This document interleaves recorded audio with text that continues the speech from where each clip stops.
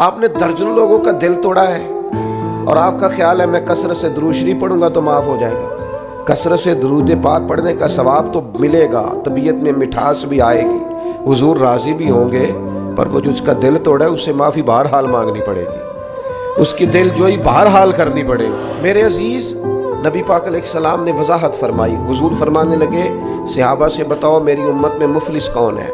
یا رسول اللہ صلی اللہ علیہ وسلم جس کے پاس پیسے نہ ہو وہ غریب ہے، مفلس ہے۔ تو حضور نے فرمایا میری امت میں تو مفلس وہ آدمی ہے جو قیامت کے دن پہاڑ کے برابر نیکیاں لے کے آئے گا، نماز، روزہ، حج، زکوٰۃ، صدقات، لیکن کریم فرماتے ہیں کسی کا اس نے دل توڑا ہوگا، کسی کو گالی دی ہوگی، کسی کو برا کہا ہوگا، نتیجہ یہ نکلے گا کہ اللہ تعالیٰ وہ ساری نیکیاں ان لوگوں کو دے دے گا جن کو تکلیفیں دیتا رہا۔